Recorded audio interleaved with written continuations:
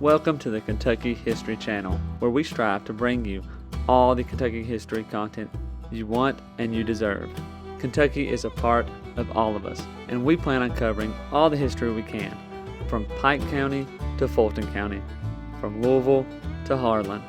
Here on our YouTube channel, you can find many videos dedicated to different events, people, governors, and places in Kentucky. There's something for everybody.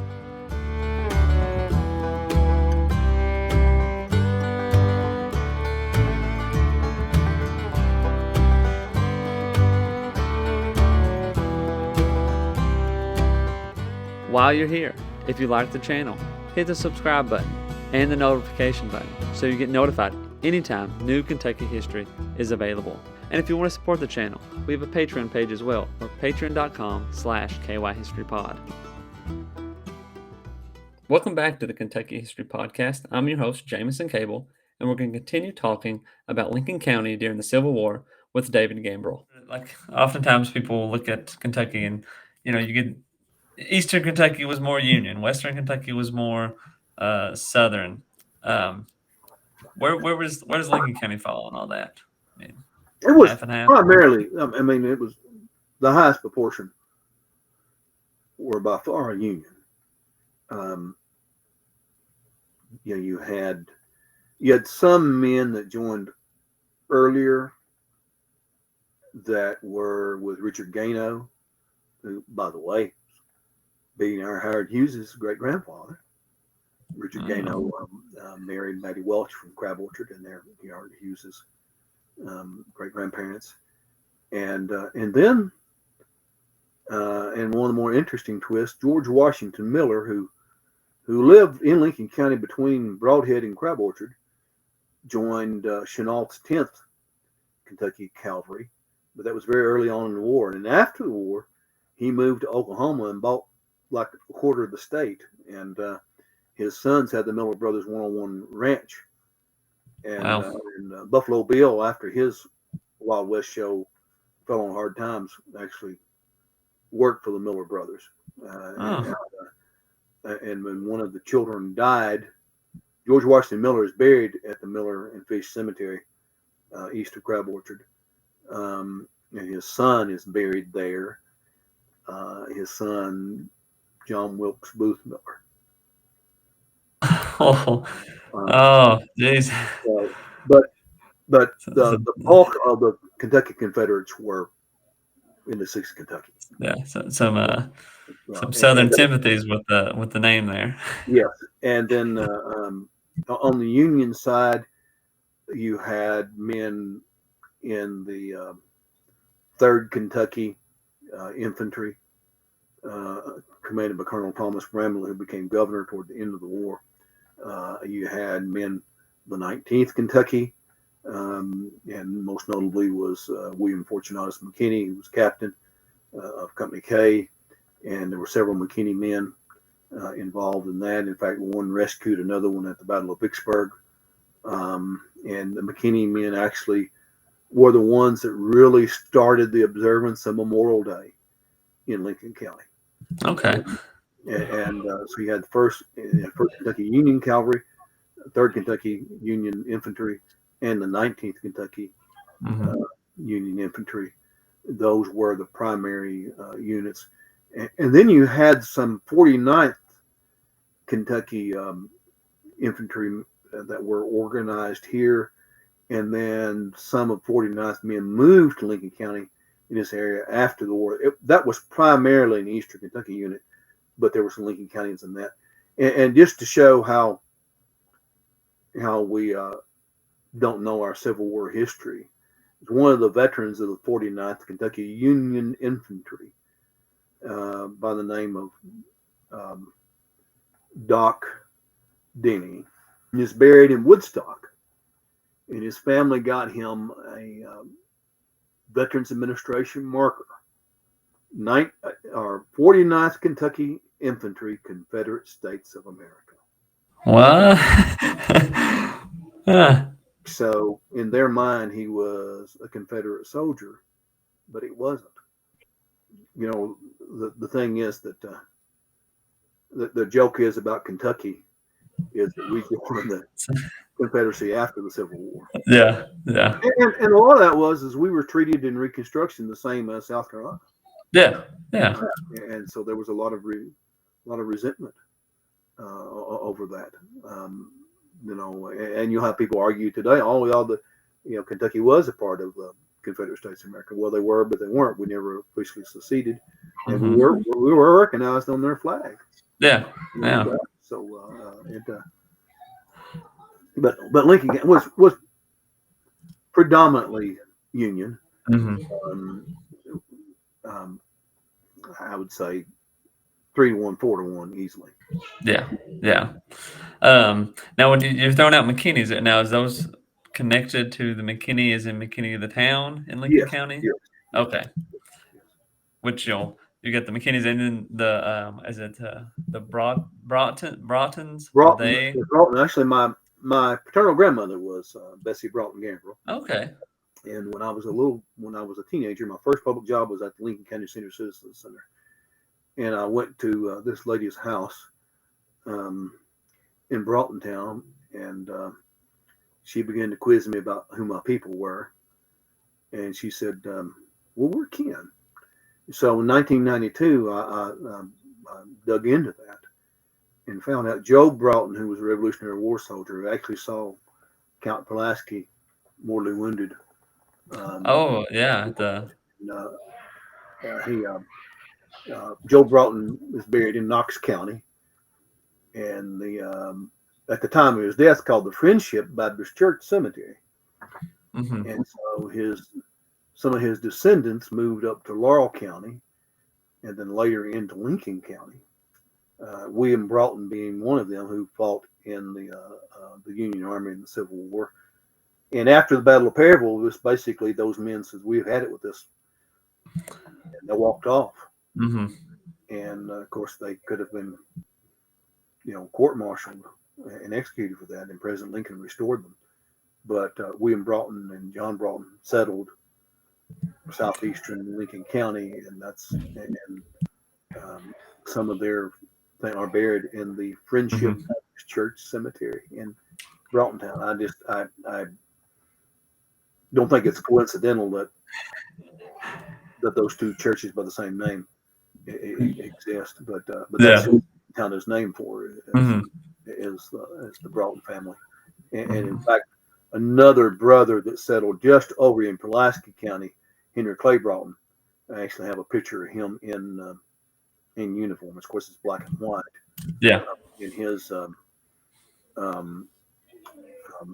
grandson, let me copy that picture. His great grandson, Noah Broughton, is a pretty well known, respected minister in Pulaski County. Okay. But it's interesting, if you can see through the videos or not, I have what's referred to as Broughton blue eyes, and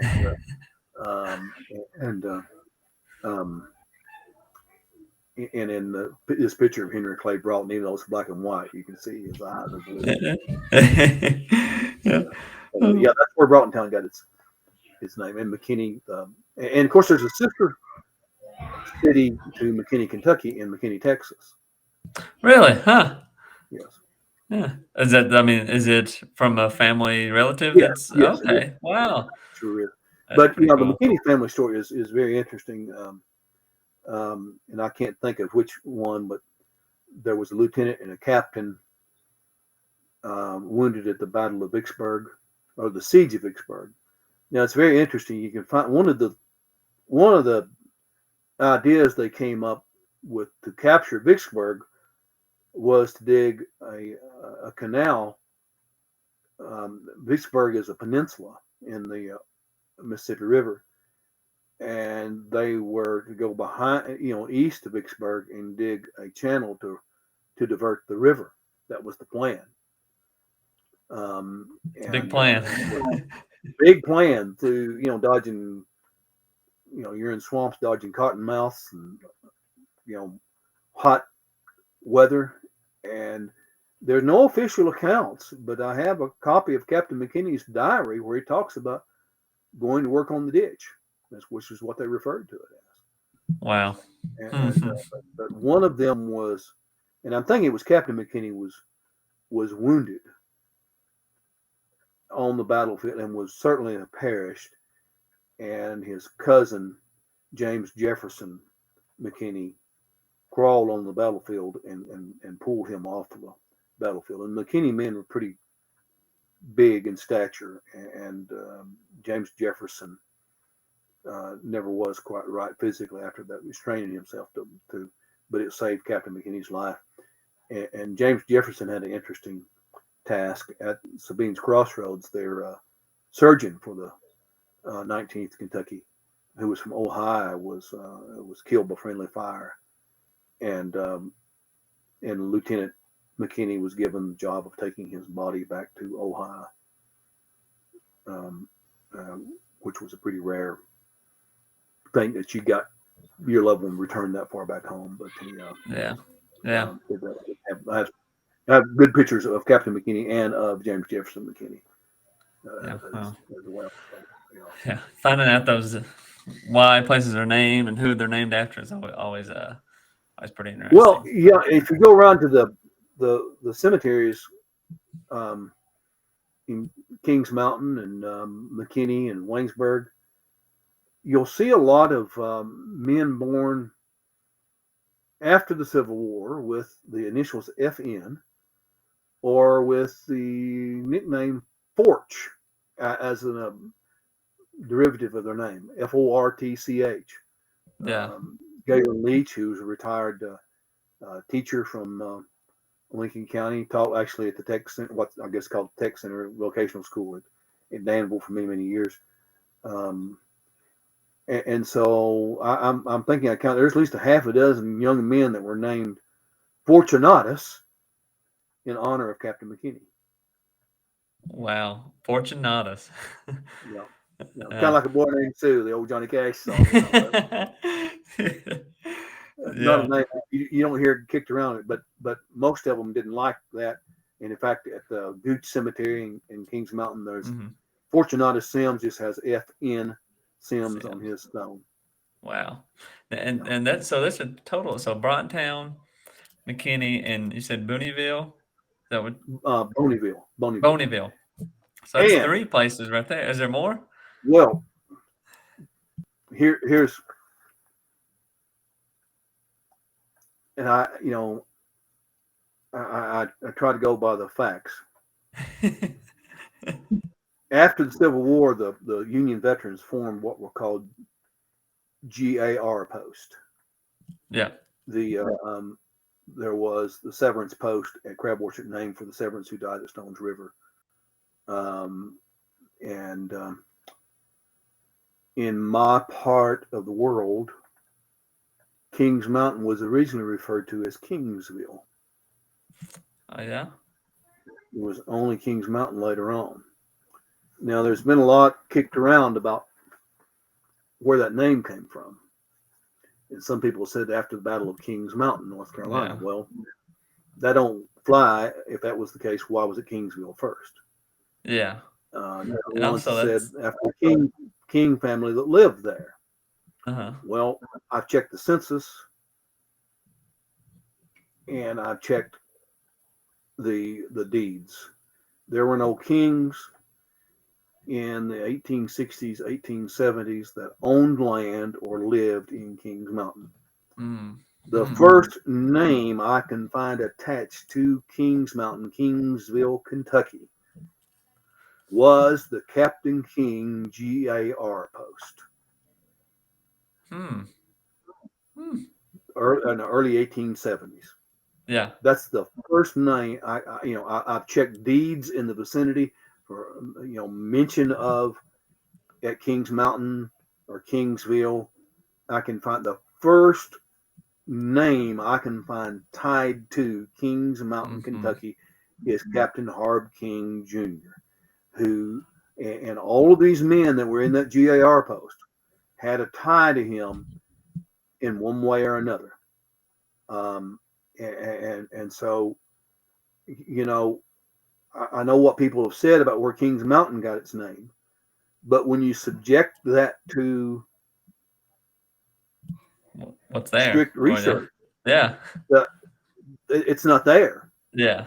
Huh. and and I can't say unequivocally that it's named for Captain Harb King, but Mhm. given the how Trump, and imagine, I mean, basically what happened was, George Ellsworth had tried to capture Captain King in the summer of 1862, Mhm. and and didn't do so. It was only his brother Jack King who helped capture him in the fall of 1862. And so they captured Harb King Jr., and it's Harb, Harb. His full name was Harbert. And they captured him, his teenage sons, the son of Captain Isaac Singleton, and about a dozen, and they put him in jail at Danville. And then another group of Confederates takes them out of jail and parades them around as trophies. And when they get one of the people captured was Ogden Bridgewater, the older brother of James Bridgewater. When they get to London, Ogden Bridgewater was a giant of a man. He caught his guard looking the other way and slit his throat and Woo. escaped. Headed Yeah. back to Lincoln County. And so when they get to Pineville, before they cross the river, they make Captain King watch while they kill all of these young men from his community. Yeah. Oh. And then they kill him. And so you got the men who settled Kings Mountain through their service were connected totally to Captain Harb King, and all of them had a Yeah. connection one way or another to Captain Mhm. Harb King, and they named their post after him. Uh-huh. And in fact, the Captain King post, the encampment was a lady that I knew was born in 1911 said she could still smell the bacon frying of their GAR reunions, and it Yeah. was up what we call Tucker, near Tucker Lane, where Kentucky 1778 and 501 fork from each other. That's Wow. where the King GAR post camped. Wow. And so that's the first name, and I haven't put that down in writing because, I don't have the documentation that shows that, Mhm. hey, this was, and I think what might have happened is, yes, that name came about during Reconstruction. Mhm. Okay. The 1876 election was a fixed election. They cut a deal. You give up the White House, we'll give you the end of Reconstruction. Yeah. Yeah. And so, and considering that James Bridgewater, who was a lieutenant of Captain King, was an abolitionist, an agent for the Haiti Freedmen's Bureau, it wasn't very popular in any part of Lincoln County to have that association. So I could see the narrative being changed in the 1880s and 1890s about its name, if that's indeed what they Yeah. makes Hmm. perfect sense. Makes perfect sense, and that's a whole lot. One of the graves that I helped mark was a Dr. William Doors, who was from Missouri and moved to Crab Orchard, who's buried in Lancaster, and his commander was he was one of Quantrell's raiders. He very well could have been with them in Yeah. February of 1865 when they came to Houstonville for the Mhm. raid. Yeah. But when he died, there was political correctness in that era too. When he died, Mhm. they didn't say he was one of Quantrell's raiders. Said he fought for General Sterling Price, which was true. Yeah. Yeah. But it sounded better to be one of Sterling Price's men than Then Quantrells. Yeah. Quantrell's raiders. Yeah. Yeah. So, Hmm. Well, and and I always like the name Sterling Price because True Grit's one of my favorite movies, and John Wayne's cat in that movie is Sterling Price. so, which you bring up the Kings Mountain and that the naming it after the battle, seems a bit far. It's a long time away from It's almost And there wasn't 70 there years. the only connection to the Battle of Kings Mountain was that Governor Isaac Shelby was there. Yeah, And but even then, that's still like right, that's a long time. right, To be I yeah, mean, if I ask 100 people who the first governor of Kentucky was now, yeah. nobody's you're not going to get a good percentage. And I would I would assume 70 years later, it wouldn't be as known then either, unless Well, they were I mean, more apt to it.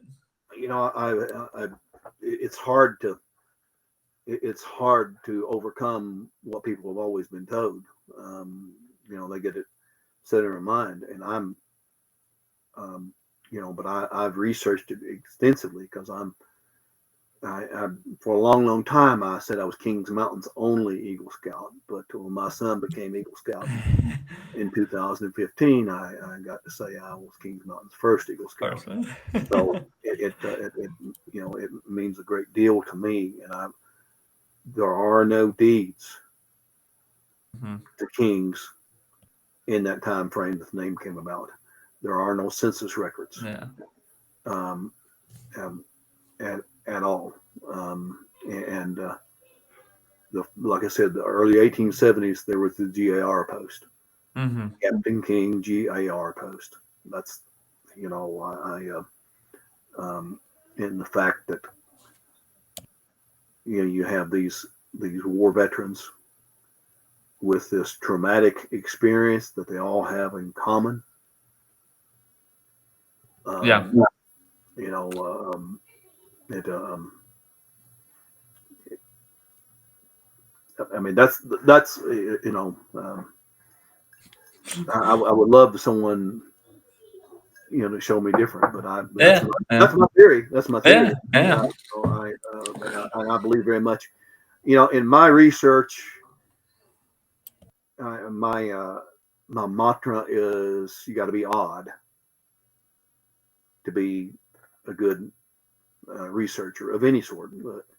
Yeah. And acrostic is you got to organize, and the D is you got to document. Yeah. Where's the documentation? Where's your documentation? What's your source? And the third is don't assume. Don't assume because we've always heard it that way that's the case. Yeah. Yeah. And uh, um, sometimes people write it to fit the narrative they want. Just for Yeah. example, Doc Denny, the perfect example. I mean, they liked the sound that he was a Confederate soldier, but he wasn't. Yeah. I'm not here to extol the virtues of either army, but I almost say we do dishonor to a Union soldier by saying he was Confederate. Yeah. Yeah. And it's Yeah. interesting. One of in that whole dynamic, I mentioned the 6th Kentucky in that area, the Woodstock, Dog Walk, Broughtontown area. There are 3 instances of men who were mustered in the Confederate cavalry who immediately, the first chance they got, ran off and joined the Union Army. Yeah. That's Yeah, that's pretty interesting. yeah. And so that could, it it's interesting dynamics. How Mhm. um, those people carried. I mean, I knew old people who were registered to vote the way they were, Republican and Democrat, Mhm. because of the Civil War. Yeah. Um, Yeah. and, and that's why up until recent history, Kentucky was a very um, dominant Democrat state. Mhm. Had to do with the Civil War, Yeah. and um, we don't know. A lot of times we hold views that we've long since forgotten the meaning. I'm very active in Masonic Lodge, and there are some church traditions, faith traditions that are anti-Masonic, but Mhm. they've forgotten why. And Yeah. there was at one time, Freemasons were very, very politically prominent. I mean, George Washington and on and on and on. And then they had this affair called the Morgan Affair, where the guy was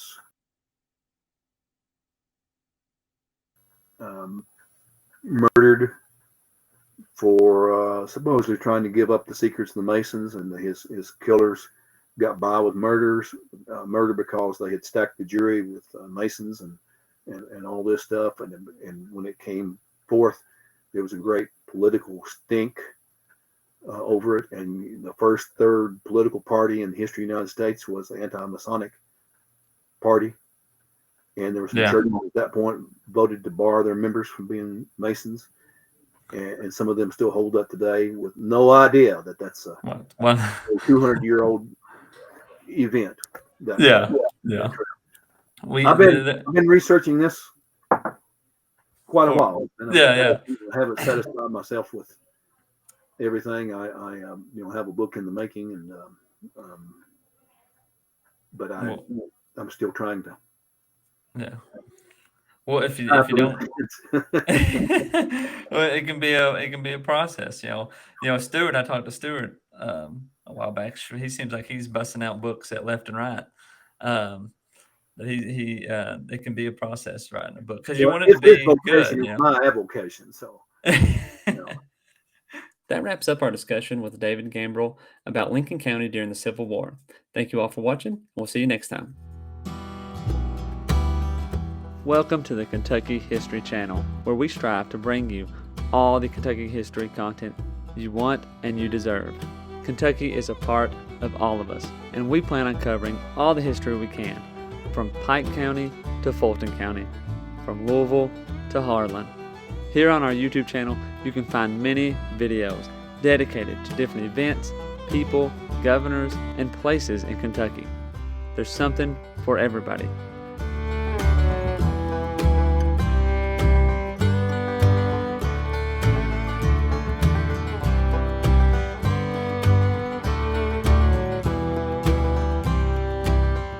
While you're here, if you like the channel, hit the subscribe button and the notification button so you get notified anytime new Kentucky history is available.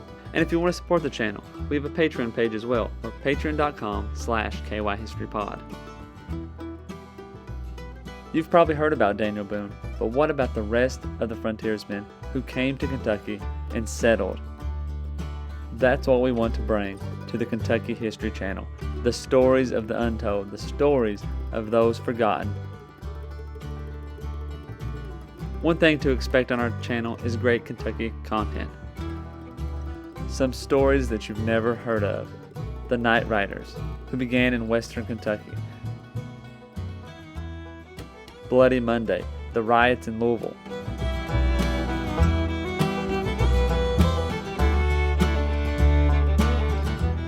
The assassination of Governor Goebel, the only governor ever assassinated in the United States.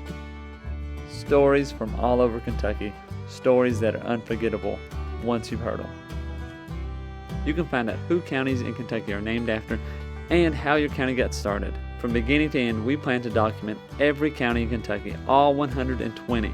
Reach out to us on all of our social media platforms, Twitter, Facebook, and Instagram, and also leave a comment on one of our YouTube videos. You can also check out our podcast episodes. You can subscribe to our podcast on Apple Podcasts, Spotify, iHeartRadio, and many more.